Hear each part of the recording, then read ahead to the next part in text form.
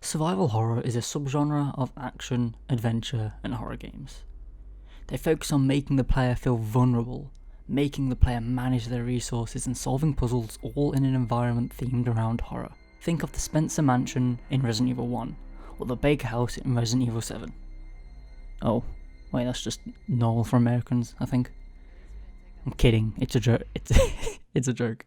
The term and genre of survival horror was pioneered by Capcom in Resident Evil 1 in 1996.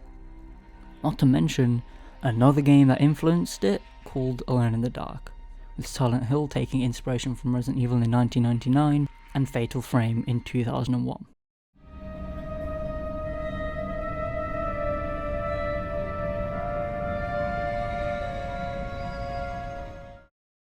Resident Evil 4 is widely considered one of, if not the best game in the series, and just in general, one of the best games out there. Yes, I'm excited for the remake, and I'll probably stream it over on twitch.tv/FPSAsh. Possibly even with a video on this channel too, I don't know. And no, I'm not sorry for the self-plug, deal with it. This 2005 classic focused more on the action, a fast reaction time, and good aim. While this game is more of an action horror experience and ultimately led Resident Evil down the path that almost killed it before 7 saved it, 4 still had that DNA of survival horror.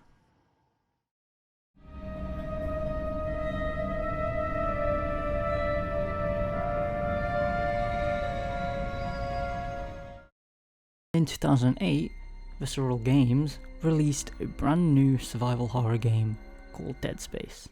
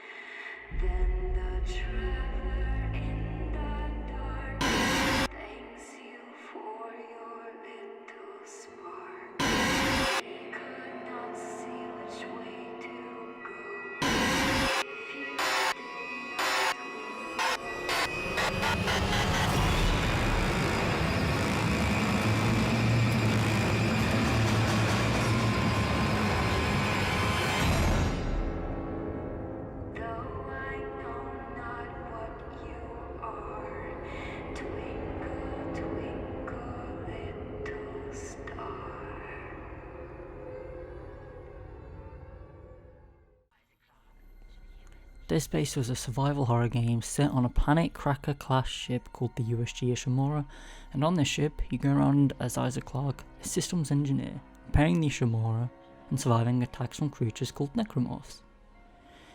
It was a fairly linear survival horror game, with its prime inspiration being Resident Evil 4.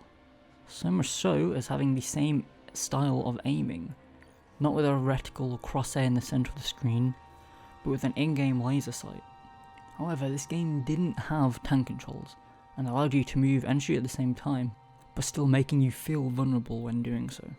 The game was successful enough, it spawned a franchise with Dead Space 2 in 2011 and Dead Space 3 in 2013, with spin-offs such as an on-rail shooter, Dead Space Extraction in 2009, an action puzzle game, Dead Space Ignition in 2010, Dead Space Mobile in 2011, and even an animated movie, Dead Space Downfall, that released alongside the first game in 2008.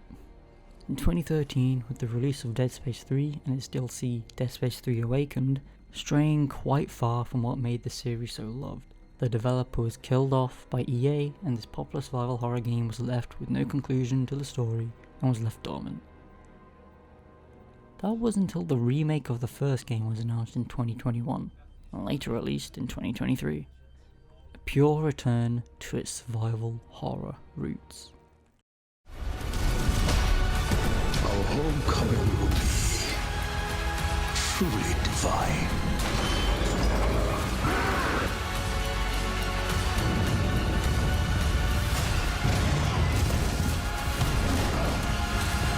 There's still a way out for us.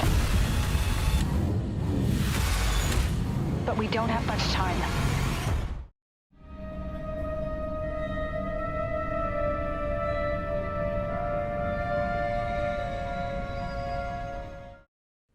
Dead Space is back.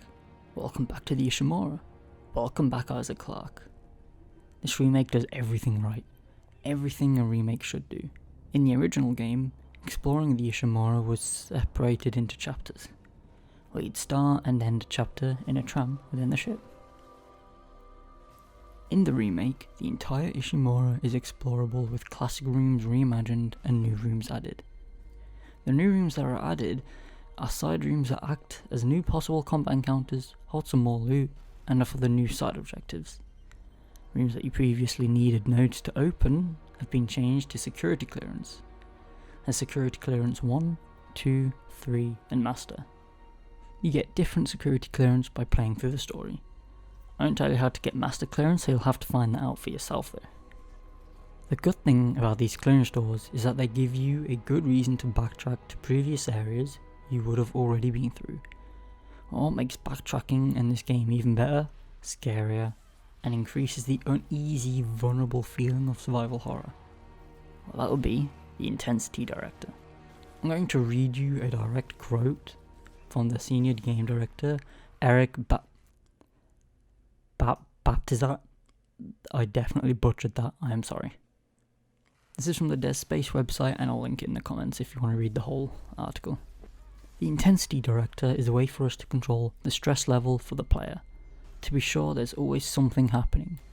It lets us control the emotion and tension, and to always keep the player on their toes, to keep them careful. It's a content organization, spawning, and pacing control system. And depending on how we count things, the system has more than 1,200 unique events with a massive variety of combinations possible. Different elements like audio or lighting changes, fog or steam, enemy spawns, all that combined together in layers to create encounters that feel like handmade situations. And honestly, I can say it works so well. One time I was backtracking through an area that was previously lit up when I first went through it, but this time all the lights were off and it made me stop running around and to start walking again, not knowing if an oogly boogly necromorph was going to have me for a snack. Another time the system really spooked me was when I was in the tram going to where I needed to go for an objective, when suddenly the tram stopped and shook with the lights going out for a solid, 10 seconds, maybe even more. But I remember backing up into the back of the tram, aiming my very upgraded plasma cutter, just waiting anxiously to be attacked. But nothing. The lights came back on, and the tram continued to take me to my destination as if nothing happened. The intensity director is such a good system to make sure you don't feel too comfortable when backtracking or even progressing outside of scripted events and encounters.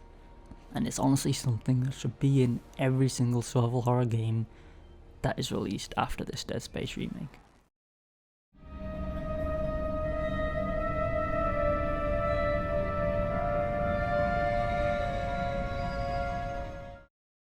Inventory management is a huge part of survival horror. It can be fun to manage your inventory and what you think you'll need. It can also be stressful, but in a good way. How many healing items should I take? How much ammo will I need? Do I need this many guns? In the remake you can carry all the guns you could ever want, but each gun will take one inventory slot. Add on all the ammo for each different gun, your healing items, stasis packs, and also schematics you can find, such as pulse rifle rounds to be able to buy at the shop. Then there's weapon upgrade items you can find around the place that you pick up, then take back to the bench to extend the upgrade path for different guns. Your inventory can fill up rather quickly at times, and sometimes you need to decide on if you want more ammo, or health, or stasis. It's good fun managing all of these different items.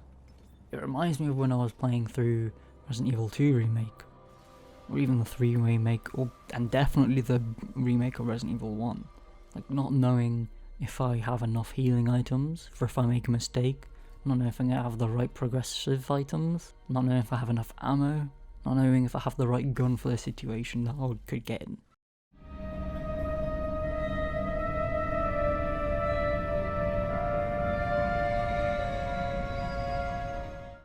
In the original game, you'd find schematics for new guns that you'd then take to the shop to unlock for purchase. Now there's still schematics you can find like I mentioned earlier, but none of them are guns. Instead, you'll find new guns naturally by progressing and exploring. You get the pulse rifle fairly early on, and if you're not careful, the line gun is fairly missable.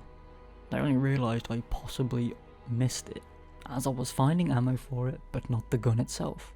I eventually found it by backtracking and stumbling across it by accident. Now all the guns you can expect are here, such as the plasma cutter, pulse rifle, ripper, flamethrower, contact beam, line gun, and the force gun. I almost said foreskin.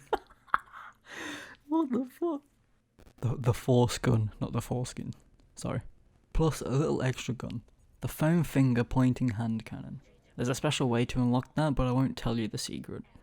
In typical Dead Space fashion, each gun has a primary and secondary fire. The plasma cutter can turn the direction of fire 90 degrees so it either shoots horizontally or vertically.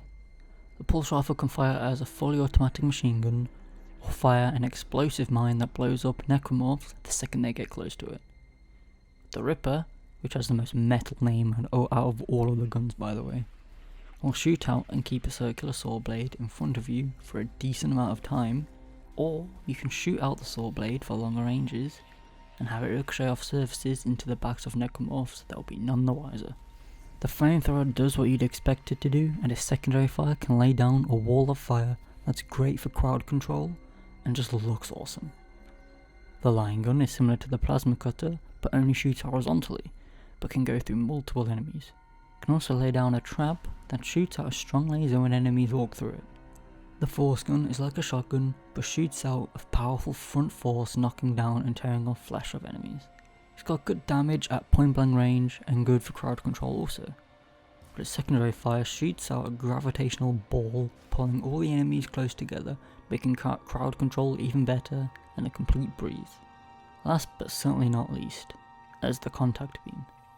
Its primary fire has a short charge time that will then shoot out a big laser of death and can get you out of trouble fairly quickly.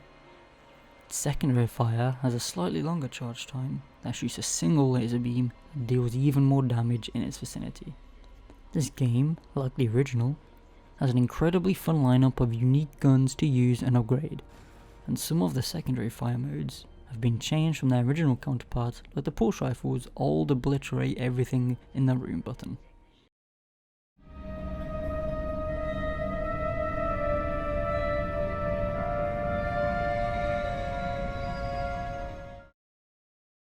There's not so much to say about the puzzles in this game, but that's not a bad thing.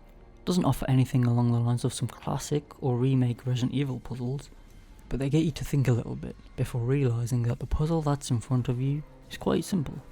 There's one puzzle where you have to give power to a part of the ship, and to do that you have to use the correct directional parts to lead the electric current in the right direction.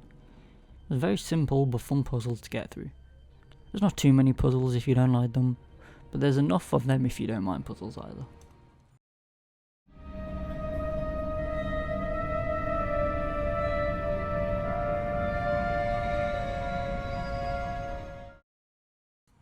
Now, I'm not going to go too much into detail here for the story, as if you've played the original, you know the general story.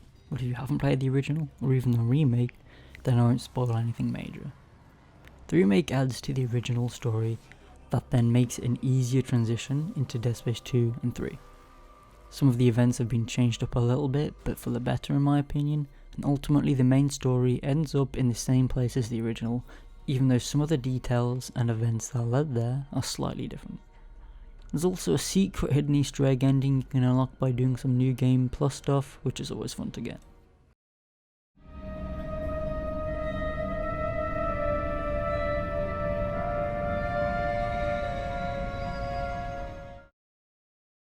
The 2023 Dead Space remake builds upon and adds to the original 2008 game in every way and for the better. It offers pure survival horror fun, scary, intense, atmospheric moments, decently fun puzzles that aren't difficult.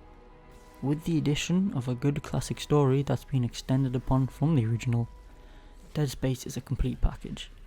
Hopefully with the success of this remake, it'll lead to Dead Space 2 and 3 getting remakes, and possibly a chance for Motive to make a Dead Space 4. And I think it's safe to say, Dead Space is back.